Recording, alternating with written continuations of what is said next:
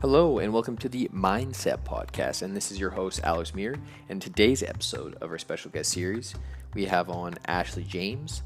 Ashley is an entrepreneur, podcaster, and health coach. And please welcome Ashley James to the podcast.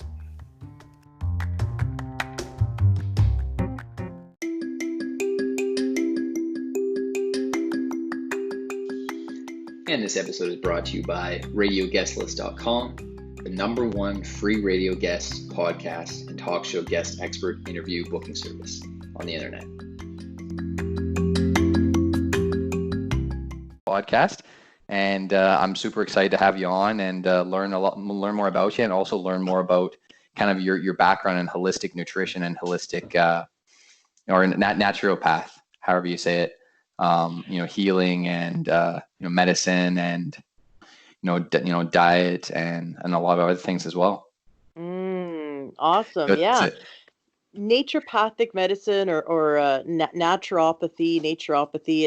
I don't think you can pronounce it wrong. I'm not a naturopathic doctor, but I have been trained by naturopathic doctors, and I've been mentored by them for many years. And I'm a holistic health coach, and I've interviewed hundreds of naturopathic doctors on my podcast. Yeah, I saw that, and that's super cool. So your podcast is Learn True Health, right? Yes. Awesome. And then what kind of certifications do you have to be a holistic health coach?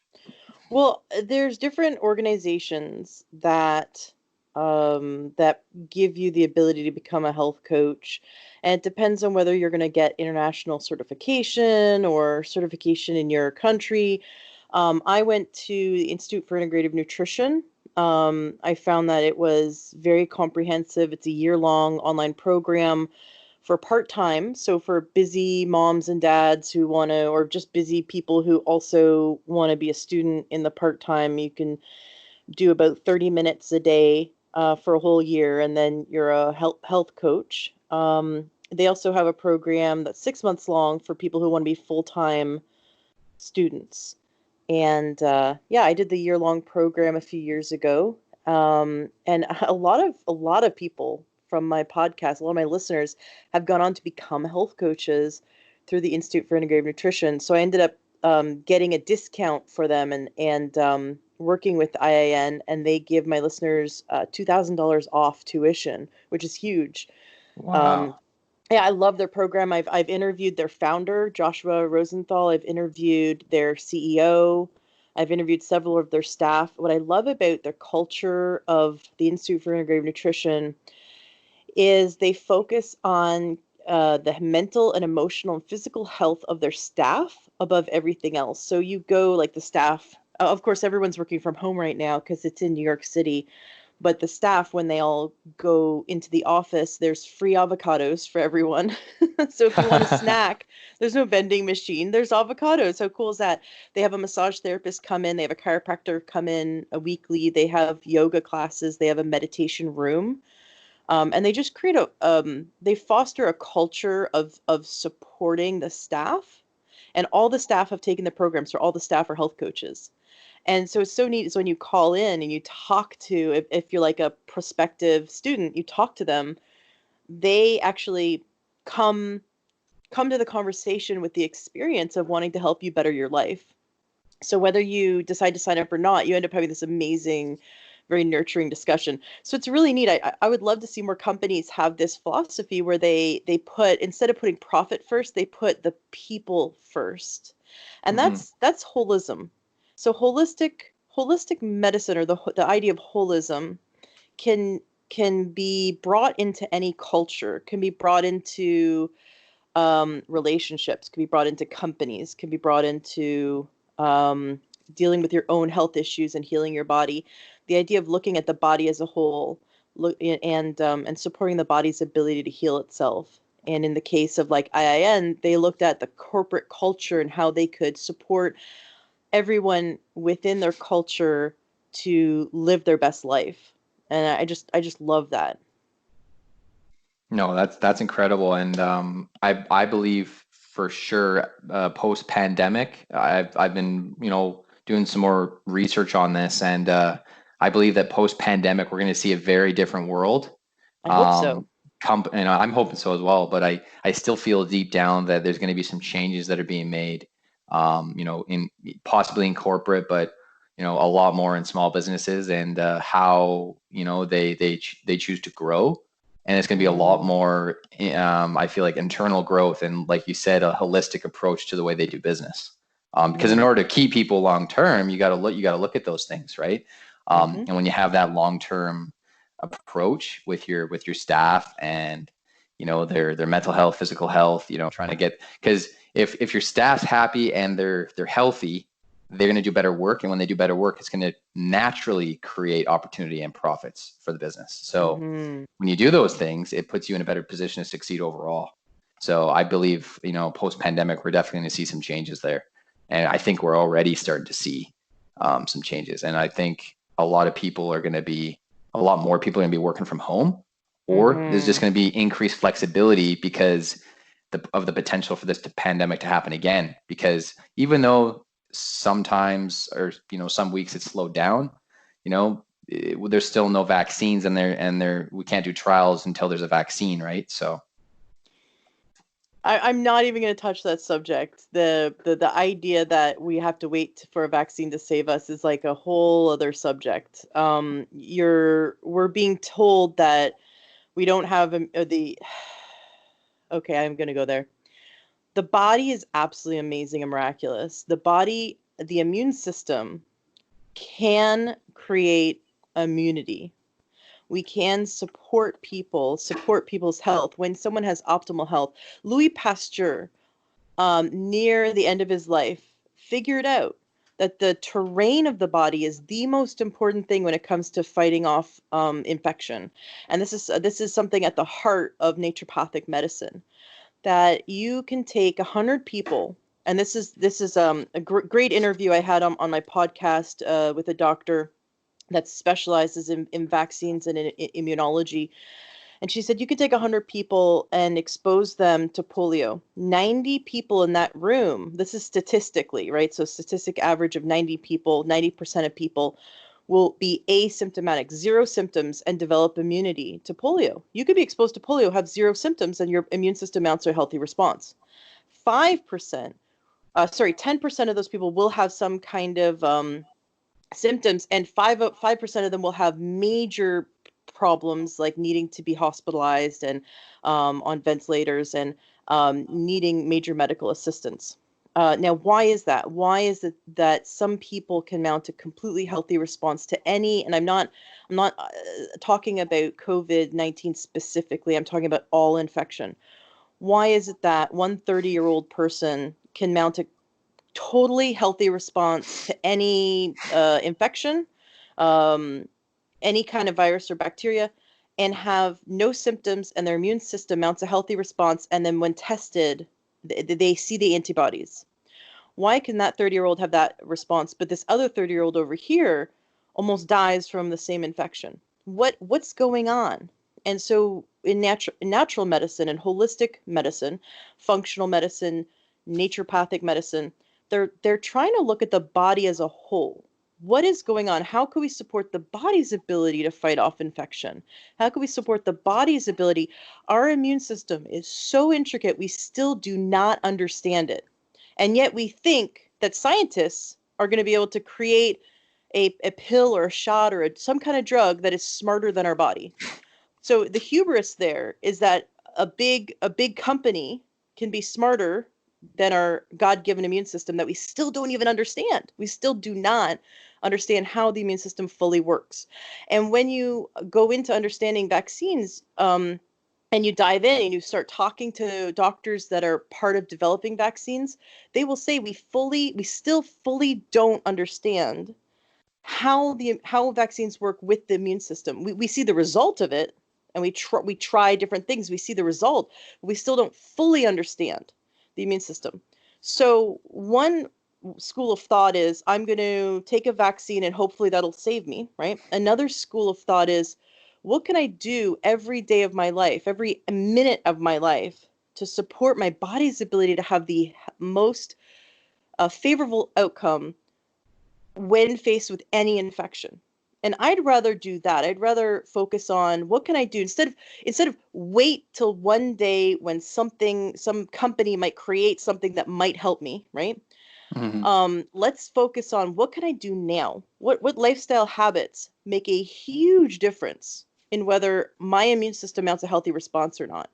And we've seen it because there's a study that they've been doing on the East Coast. I forget the name of the university right now, but there's a university on the East Coast that's been testing hundreds of people for COVID-19.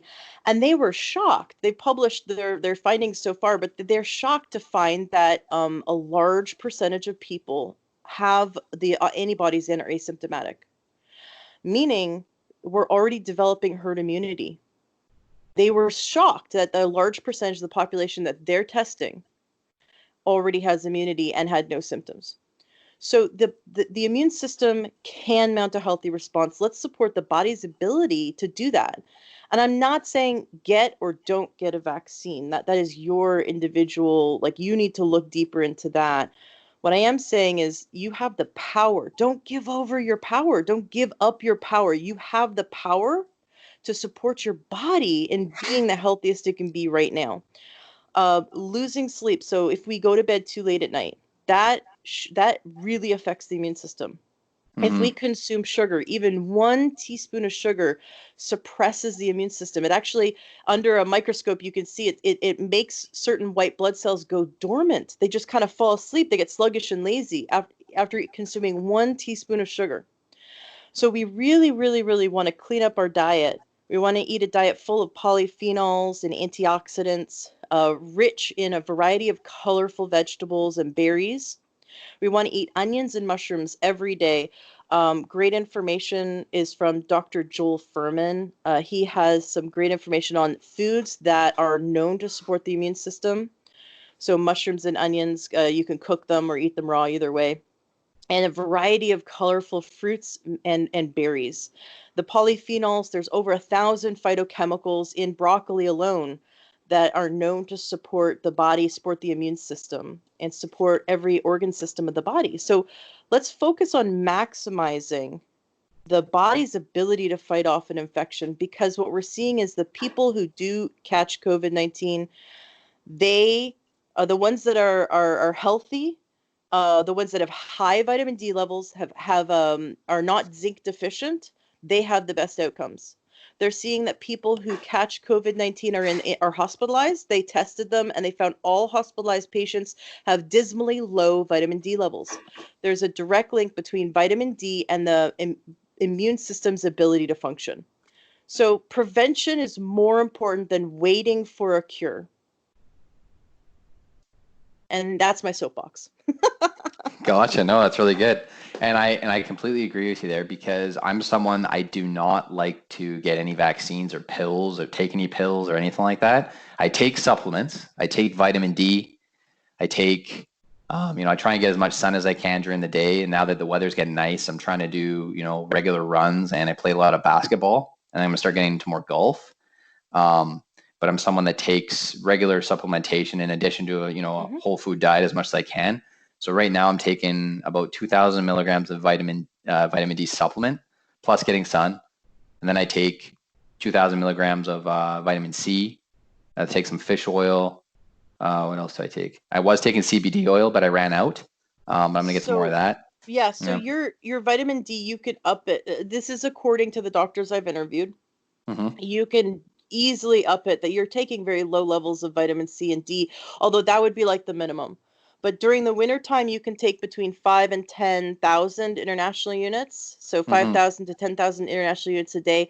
The doctors I've interviewed have never seen vitamin D toxicity even in their patients that take a 10,000 international units every day, all year long. They have not seen vitamin D toxicity, and they don't. More and more holistic doctors are saying that we need to take 5,000 to 10,000 international units a day, and that when you have any symptoms of cold or flu, that you can up it to 25,000 international units for 3 days, for the first 3 days of a cold or flu. And that's still conservative for them. Um, that when you get your vitamin D tested, if it's below 60, that is too low. If you go to an MD, they'll say below 30 is too low, and a naturopath will say below 60 is too low. They want to see your numbers. These holistic doctors that are really looking closely at vitamin D and its relationship with supporting the immune system, they want to see it above 60, closer to 100. And the thing is, there's not enough information, because it's really, you're going to get the information from the clinicians that practice functional medicine and naturopathic medicine. Because if you just Google it, Google's going to tell you a very low number that you should be at. But what they're seeing is that people who don't have cancer and don't catch infections easily all have something in common. They all have high vitamin D levels. And they're not experiencing vitamin D toxicity. So that's really cool. Yeah, there was one doctor that told me about a patient who was a senior who, when he tested her vitamin D levels, they were through the roof. He had never seen vitamin D levels so high. They were in the 200s, and she was not experiencing any symptoms. And she was chronically very, very high in vitamin D, never experienced any toxicity from it. So vitamin D is actually a hormone, not although we consider it a fat soluble vitamin. It's actually a hormone, how it acts in the body, which is interesting. So maybe that's one of the reasons why it's very hard to get to that level of toxicity. Interesting. Yeah, because I mean, I have seen extreme cases on Google where like people like just spent way too much time in the sun, plus they supplemented with too much vitamin D and they got, quite a bit of toxicity, but that was only one case that I saw.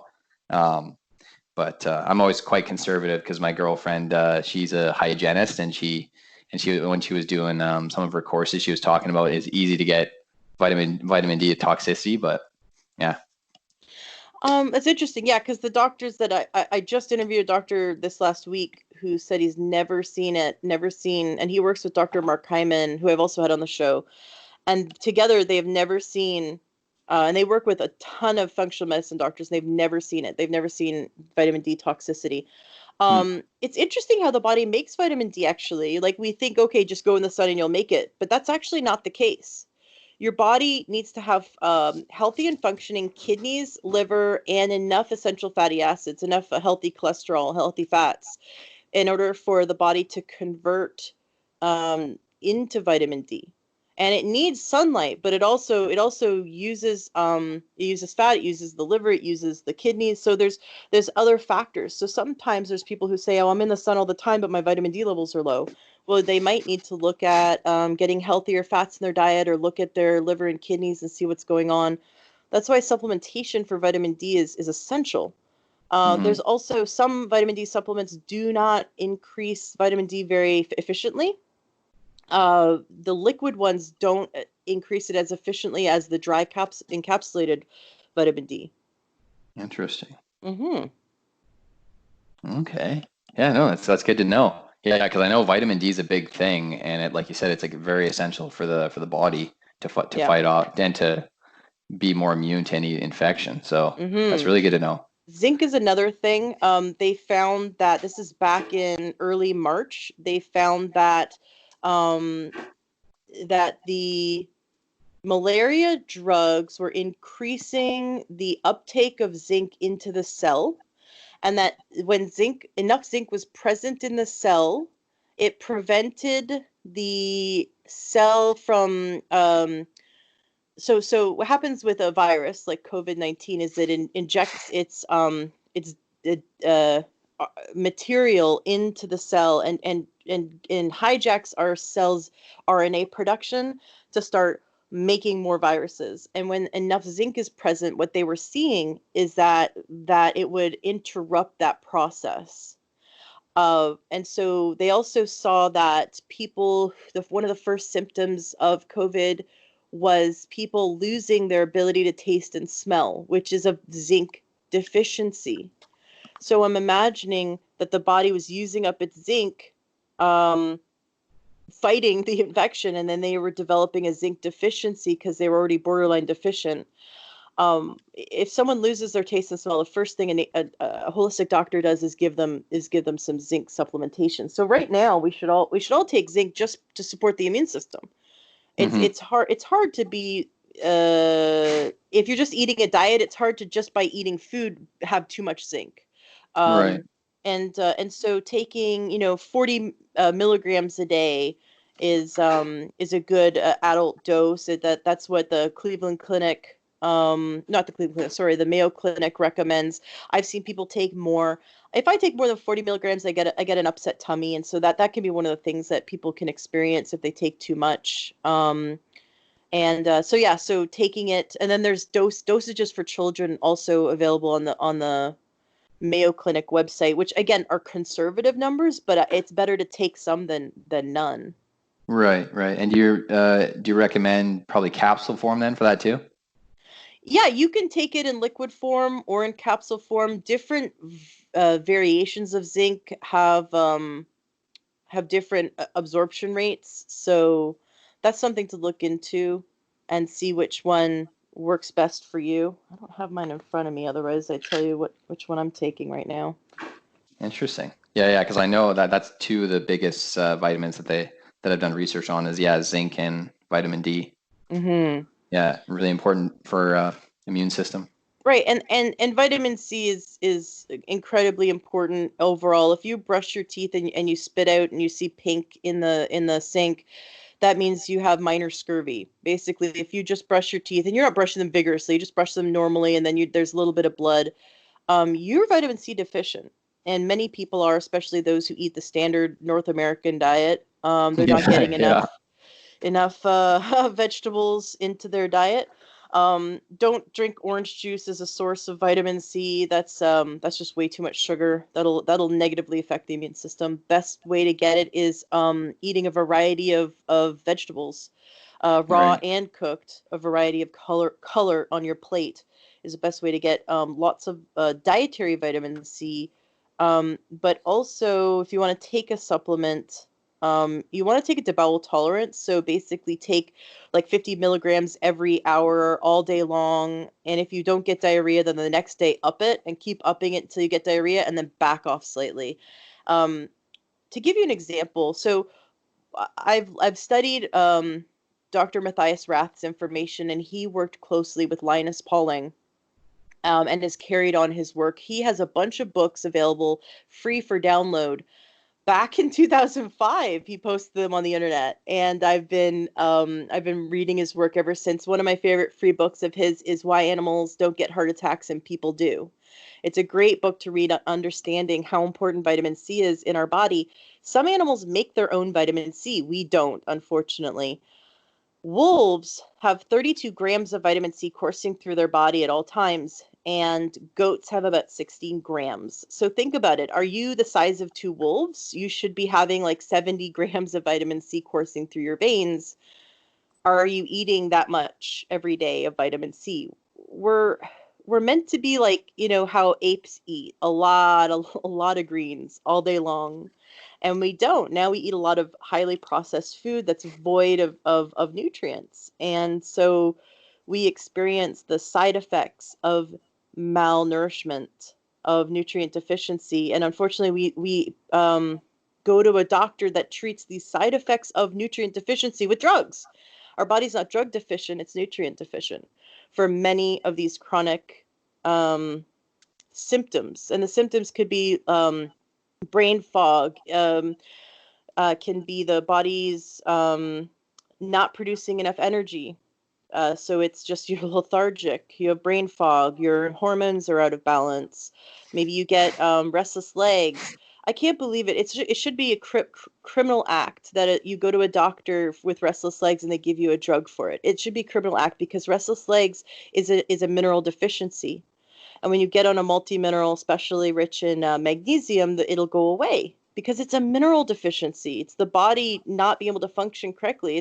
It's like if your car didn't have any oil and you went to a mechanic and they tried to sell you brake fluid.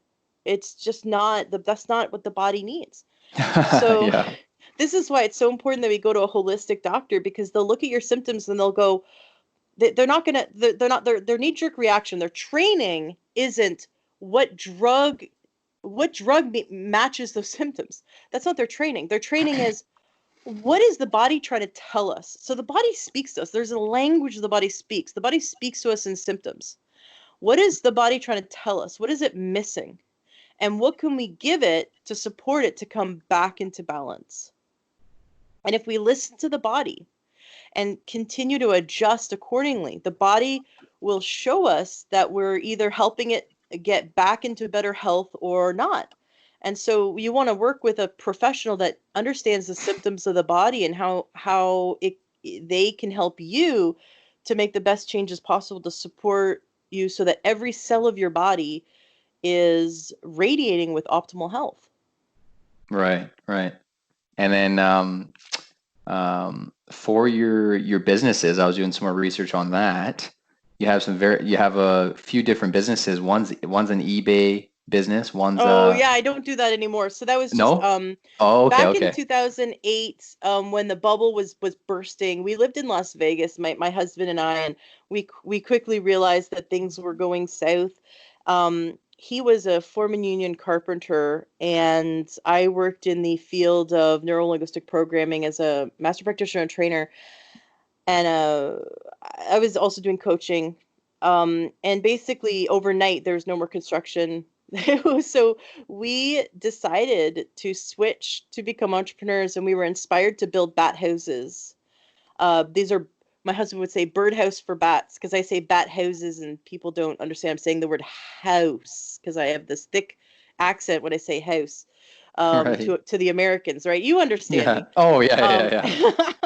So we built bat houses in 115-degree weather in our wood shop, which was our garage in Las Vegas. We built 350 of them and sold them on eBay over the summer of 2010. And we survived off that money. And then we switched over.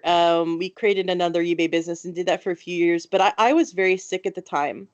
During my 20s, I had developed several illnesses. I was type 2 diabetic. I had chronic adrenal fatigue. I had chronic infections for which I needed monthly antibiotics for. I was exhausted all the time. I was hungry all the time. I had polycystic ovarian syndrome. I was infertile. I was told by an endocrinologist I would never have kids. And I woke up every day like a prisoner in my own body. I felt so sick all the time. And thank God I had my husband. I'm so thankful. I'm so grateful every day. He was my rock. He was so incredibly supportive, and he still is. Um, and so back in 2008, Netflix started to stream documentaries and stream movies, and we watched a few health documentaries. And one thing they said was shop the perimeter of the grocery store and eat organic.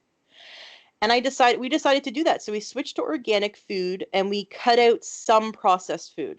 We didn't cut out, like, we still ate cheese and dairy and lots of meat. Like, we were still, kind of on that path at that time, but we went organic. And within that month, my chronic infections went away. And I was shocked. That was my first big aha moment. Cutting out pesticides made my immune system strong enough to fight off infection so I could get off the antibiotics. And I thought that was really interesting. So then we just kept searching deeper and deeper and deeper and making one shift at a time.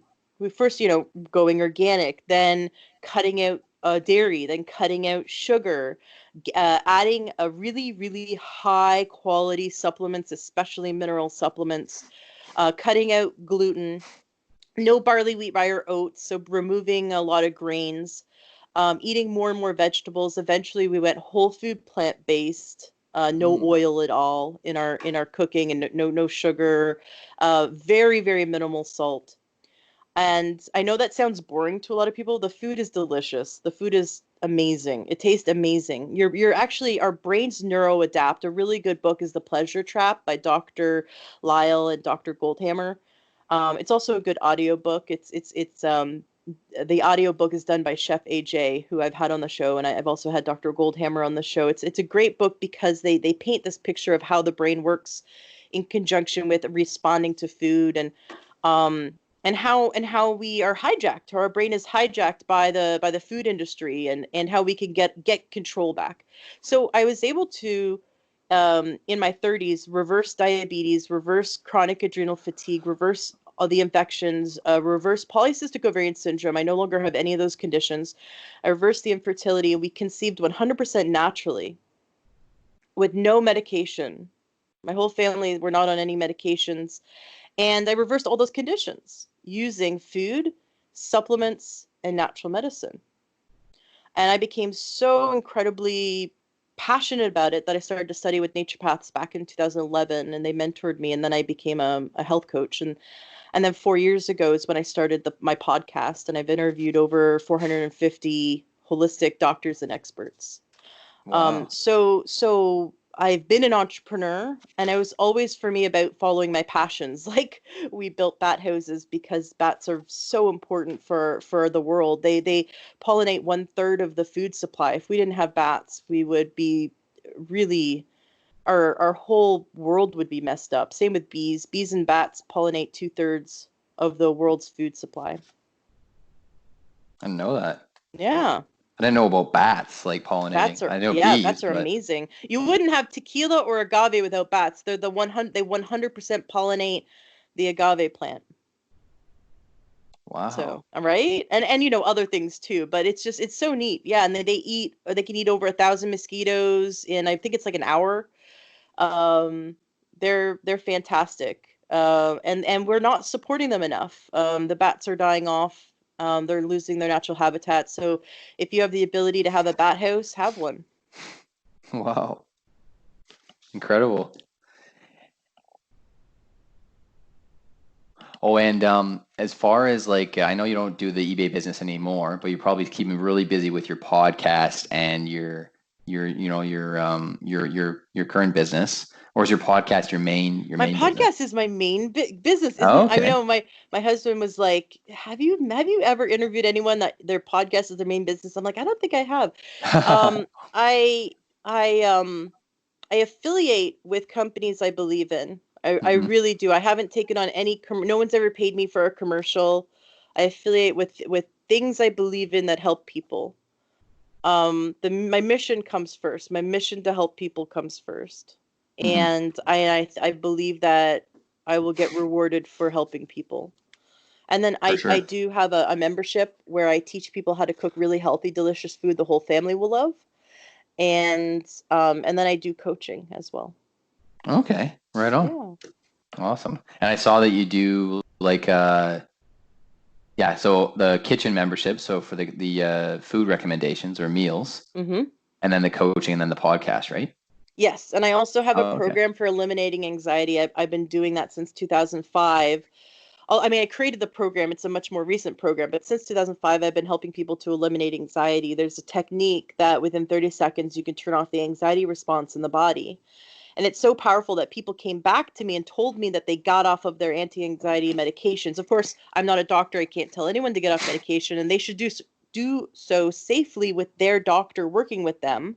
But Hmm. I have gotten the feedback that people have gotten off of their anti-anxiety medications after doing the work that I lay out in my course, because I teach how to eliminate anxiety and how to turn off the stress response and the anxiety response in the body. And for this Free Your Anxiety course and Yes. program, do you utilize the neuro-linguistic programming, the NLP? It is, so I do, and it's also timeline therapy. The main technique is a timeline therapy technique, and the rest of the techniques are NLP techniques. So I'm teaching NLP tools and timeline therapy tools. And what exactly is timeline therapy or NLP? Timeline therapy was invented by Tad James, of no relation. He's one of my teachers. And he's been teaching NLP since the beginning. He studied very early on with Richard Bandler, and John Grinder's been teaching it ever since. And he figured out, it came to him, I think in like a meditation or something. It was like divine intervention. He figured out, how does the brain store negative emotions, and how does the brain release them? So I'll give you an example. You can think back to a memory where you When you think about the memory now, you can feel the negative emotions. So let's say an argument with a friend. It's not resolved. Or an argument with your mom, or an argument with your dad. Like, you could think about, and it could have been 5 minutes ago or 20 years ago, but you can think about a past experience and you can start to activate that emotion in your body right now just by thinking about it. Your body is still holding on to that negative emotion. But you can also think about a time in your past where you had an argument, and you think about it, and you cannot access a negative emotion currently. You just have a memory because it's totally resolved. You totally resolve that situation. And you go, yeah, I remember I was angry in the moment, but I'm not angry now. Like, I can't activate the anger now. So what's the difference? Why is it that on some memories, when we think about them, we can actually experience the emotion as if it's happening right now still? Like, that thing that person did to me 20 years ago, it's still in my body, it's still activating. Why is it that some memories still have an active emotional component that's been carried into our present, and whereas other events in our past are resolved? And basically the unconscious mind will hold on to and reactivate negative emotions from our past, triggered like a gestalt, like a chain of Christmas lights in our neurology. And you could have, some people are really quick to anger, whereas other people are really quick to depression, right? Well, Right. we have what's called a gestalt, or a chain of these Christmas lights. And imagine if someone has had major events of anger at, let's say 20 or 30 or 50, there's these Christmas lights inside them in their neurology, like 50 events. Well, they get cut off in traffic, and all of a sudden they're so angry. They're angry like someone kicked their dog.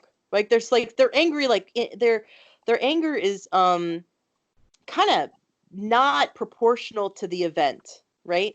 That's actually because what's happening is every experience of anger that's still active lights up in their neurology. So they're actually not reacting to the present moment, to just being cut off in traffic. They're reacting to when they were yelled at when they were 5, when they were physically abused when they were 7, when they were bullied when they were 9. Like, they're actually what's lighting up in the neurology is every single negative event of anger in the present. So when you're experiencing negative emotions of anger, sadness, fear, hurt, or guilt, you have to ask yourself, is this an emotion of the present, or is this actually coming from the past? And most of the time it's coming from the past. Now, there's good anger. There is good anger. There is actually healthy anger. And that is when the unconscious mind says something unjust is happening that is not in alignment with my values. If you're at a dinner outside, again, not with COVID, but if you're outside in a beautiful restaurant and you look across the street and you see a man hitting a woman, or a kid kicking a dog, and all of a sudden you stand up and you feel anger. Well, what's happening is your unconscious mind is saying, I am witnessing an act that is going against my value system, and I need to take action and do something about it. You take action, you do something about it, you stop the event from happening. Now the anger can go away. The anger's not there anymore, right? So there's healthy anger, that the anger says, oh, something is happening that is violating my values. And then it goes away once it's resolved. But if that anger is still there 20 minutes later, or 5 days later, or 10 days later, if you can think back to that time when you saw that kid kicking the dog and you're still feeling anger right now, that means you have unresolved anger in your body from your childhood, all the way back from your childhood. Now, why is this a problem? Well, it's very unhealthy for the immune system, for one. And it's very unhealthy for our cells, because we're actually seeing, and this was demonstrated really well in the movie. This is kind of an old movie back in 2003 or 2004. What the Bleep Do We Know? But I think everyone should go watch that movie twice. They display it very well. When with every emotion we have, we create certain neurochemicals, certain chemicals in the body that actually attach to every cell in the body. Imagine, if you will, that an emotion creates a hormonal response, that there's an anger hormone, that there's a sadness hormone, and that these hormones attach to every cell in the body. Well, the more you experience anger, the more your cells are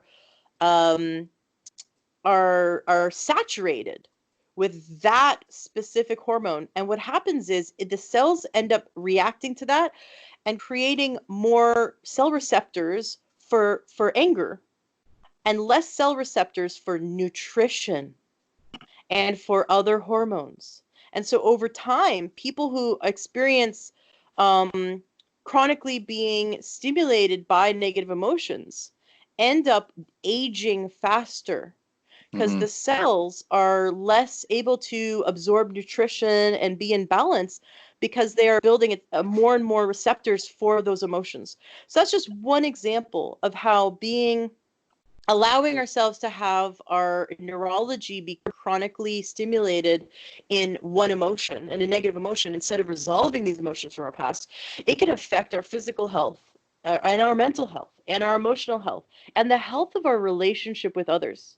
Because if you're coming from your past unknowingly, you're oftentimes reacting in communication with your loved ones. And actually it's like, and I experienced this early on in my marriage. My husband was angry with me, and I felt as though his reaction was not proportional to my communication. And so I said, where is that coming from? And he thought for a minute, and he turned back to me, and he said, that was my ex-wife. You said something, and the way you said it reminded me of an argument with my ex-wife, and it triggered that in me. And all of a sudden, I was actually talking to and angry. I was arguing with my ex-wife. That wasn't you. And he had this wonderful moment of clarity. And that's a great tool. If you can have a break state in your marriage where you're able to, or in any of your relationships, where you're able to pause and go, wait a second, where are we coming from? Are we coming from our past? Or are we coming from our now? So timeline therapy is a technique where it takes about a half an hour for each negative emotion. We're able to go back, and you are in a light state of trance. So you have a conscious experience of your unconscious mind. You're conscious the entire time. It's not hypnosis, but it is considered a light state of trance because you have an amazing conscious experience of your unconscious mind. We go back and we resolve all the events along your timeline of each negative emotion. And then after timeline therapy, you're able to go back and think of, because we do a test, you have to go back and think of all these times in your past that used to trigger you, and they don't. And it freaks people out in a really good way because they're like, it's done, it's resolved. So when I first experienced timeline therapy, I had major grief over losing my mom. And after timeline therapy, I felt like the weight was lifted off my shoulders. Like my grieving was complete. I still miss my mom. I love my mom. I miss my mom. Of course, I'm sad she's not here with me. But that grieving that was constantly being triggered into my present, I resolved it. And so that's what motivated me to go on and become a master practitioner and trainer of timeline therapy and neurolinguistic programming, so I could do this work with others. It has such a profound effect on physical health to clean up our emotional and mental health and our neurological health by utilizing these techniques. Oh, very interesting. And um, for your clients and your consulting, as far as nutrition is concerned, do you currently practice any sort of fasting, or do you recommend that to your Oh, I clients at all? love fasting. I Yeah. think fasting's amazing. You have to be careful, of course. Hmm. I have some great interviews on fasting. Dr. Goldhammer of the True North Medical Center, he has a water only fasting clinic that people can attend. And so that's episode 230. I remember the number. It's a good interview. And then I've interviewed a Robin Openshaw on how to do fasting where it's you eat 500 calories a day of specific foods, but you stay in a fasting state. So you're eating like greens and some low glycemic fruit, but lots of greens. Because if you're under 500 calories, you can still maintain a fasting state, or doing intermittent fasting with that. I've interviewed a doctor who reversed her own MS and has gone on to help thousands of people reverse their MS. Terry Walls, Dr. Terry Walls, and she talks about fasting. She only does one meal a day. She has like a 4 hour window in which she eats. So I guess she just grazes for 4 hours. But so that kind of intense intermittent fasting, you have to couple fasting with dense nutrition. So Hmm. no flour, no bread, no pasta. focusing and really limiting the grains or eliminating the grains. Although I'm not against grains, it's just if you're going to do one meal a day, you want to make sure you eat nutrient dense foods during that meal. Dr. Terry Walls eats 12 cups of vegetables in that time. So, like, consider you should eat 3 pounds of vegetables a day for your health. And that's actually, it's pretty reasonable. Chef AJ says, eat your vegetables first, and then you get to eat the rest of your meal. And I like that idea of crowding out. Like, I'm not going to tell you not to eat meat, right? But why don't you start by eating 2.5 cups of steamed broccoli with drizzled with some balsamic on it first, and then eat the rest of your meal, and then eat some beans and maybe a baked yam, and go from there and start to crowd out the meat or have some meatless meals, um, and just experience how that feels in your body. So fasting is fantastic. A really great YouTube video to watch is Dr. Jason Fung's video on YouTube called the two compartment system. I think if you just type in two compartment system Jason Fung, it'll come up. I apologize, he does swear a lot for some reason in that Oh, in that okay. he's very passionate in that. I was kind of taken aback because you're expecting him to be very professional. He starts swearing, but he's really excited, and his explanation is wonderful, especially for diabetics. I think fasting should be absolutely embraced by diabetics, but again, if you're on medication, you should work with a functional doctor, a holistic doctor, a naturopathic doctor who knows how to help you. So Jason Fung does something where he has diabetics who are on medication fast for 24 hours, then eat for 24 hours, and fast for 24 hours, then eat for 24 hours. And he sees really great results with that. But I would say ease into it, start doing intermittent fasting. And then if you're someone who's healthy and on no medication, experiment with water only fasting. There's one guy I've had on the show several times who does a 30-day fast every year, and he documents it. He's spent over $50,000 of his own money um, testing his heavy metals and his pesticide levels over the last 6 years. And he Wow. shows you how fasting can help you to eliminate these toxins from the body. You've got to use sauna therapy, supplementation of really high quality supplements, and also activated charcoal to help mop up the pesticides that the body ends up reabsorbing through the bile when we're fasting.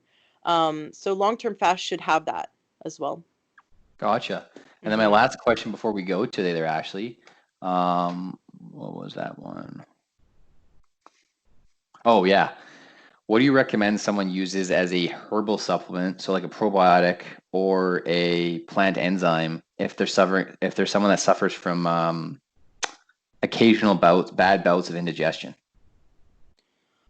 I first of all wouldn't.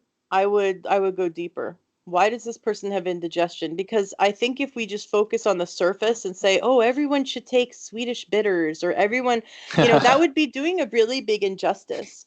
Because one person could be having indigestion because they have small intestinal bacterial overgrowth or small intestinal fungal overgrowth. And another person could have indigestion because they're having a reaction to the anti-nutrients in certain foods like nightshades, gluten, that is actually harming the intestine's ability and the stomach's and esophagus's ability to produce the mucosal lining, and which causes the indigestion. They could have they could be deficient in the nutrients that the body needs to make hydrochloric acid.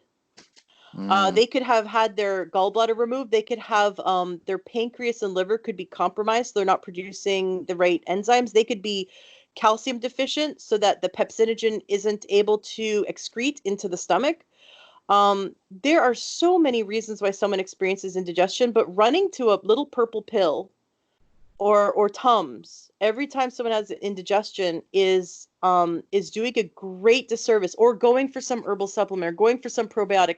It's a I do not believe in throwing a supplement or a drug at a symptom. That is not helping the body. Let's go deeper.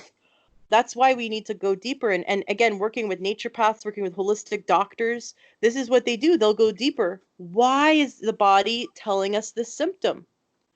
What, and then there are some tests, there are some questions. We can go deeper and go, okay, is this a nutrient deficiency? Why is the body out of balance? Is the microbiome out of balance? Is the person experiencing a allergic reaction? So I had a horrible allergic reaction to soy a few years ago. I was experiencing a sore throat for 3 months that was so bad I couldn't swallow. And in a desperate attempt to fix it, I got on antibiotics, and I regretted that. Even though I tested negative I did several swabs, I tested negative, but I just couldn't believe that anything else other than infection could be causing this horrible, horrible sore throat. I even got tested for mumps. I mean, my naturopath was just like scratching her head. And then all of a sudden she said, what if this is acid reflux? And I said, there's no way. How is this acid reflux? I've got an iron stomach. She said, okay, let's do a test. And this is where I love naturopaths, is they'll use a drug or over-the-counter drug as an affordable lab test. Let's just say it that way. So she said, go get some Tums. And she doesn't think people should take Tums to treat a symptom, but use it as a way of testing to see if that's the problem, to rule out. She said, go eat some Tums, and if your sore throat goes away, then your sore throat's actually been caused by indigestion. Now, I got to tell you, the sore throat was so bad I could hardly swallow, and you could see my neck was swollen. I could hardly talk. It was so bad. It was so painful. So we went to Costco, and I bought some Tums, and I was chewing them while we were going through Costco. I was chewing them while we were going home, and by the time we got home, my sore throat was gone. Wow. And I was pissed. I was pissed that I was in my blind spot, that this was in my blind spot, and that I was I was so convinced. It was such a bad sore throat. I was so convinced that it was an infection, but it was silent heartburn. And so I had to go through my diet and go, what have I been eating, differently? How have I been eating differently? And I realized it was soy. So I cut out all soy, and my heartburn went away completely. And so I went soy free for over a year, and then I started eating soy again, and I didn't get heartburn. Sometimes the body just needs a break from something. So basically, indigestion is a symptom. It's the tip of the iceberg. Don't treat the tip of the iceberg. You got to go deeper. If I had just started eating Tums and imagine if I just stayed eating Tums, okay? And kept eating soy because I didn't look deeper. It would have been causing problems throughout my whole body. Indigestion is just one symptom, but there are many other problems going on beneath the surface. The soy was causing chronic inflammation throughout my whole body and disrupting many other things. When we don't have healthy digestion, everything else breaks down, because that's how the body gets nutrition, and nutrition is how the body builds healthy cells. So if you have any symptoms where your digestion isn't optimal, you have to take that incredibly serious. That is the difference between long life or an early grave, is your the health of your digestive tract. Awesome. Well, we got some awesome gold nuggets from you today, Ashley. Appreciate you joining us on the podcast today. It's been such a pleasure. Thank you. Yeah, thanks for joining us. And is there anyone else that you would recommend in the future that I could reach out to, or would be okay to reach out to have for another possible interview? Any friends, colleagues, mentors that might be interested in getting on the podcast? What kind of topics do you want to explore? I like to, anything to do with health and wellness, or maximizing people's performance, whether that be mentally or physically, or psychologically or physiologically. That's kind of my brand. So yeah. So there's a guy in Alberta who was like 600 pounds, and he lost it all. And wow. he teaches what he did, and he has a great story. So he's a really cool guy. I can recommend that you guys hook up. It's just such a beautiful story.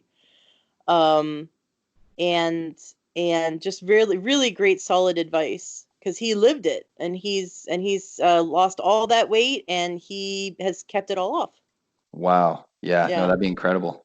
Awesome. And just before we go as well, I know you're probably the most active on your podcast, but is there any other platforms as well that our listeners can find you on? So they can go to learntoyourhealth.com. They could go to wherever they listen to podcasts. They should be able to find Learn to Your Health podcast. They can also go to, I've got a really active Facebook group community, Learn to Your Health on Facebook. It's a great holistic community where everyone supports each other. Awesome. Right on. Appreciate you joining us today, Ashley, and you take care. Thank you so much. You too. All right. Bye for now.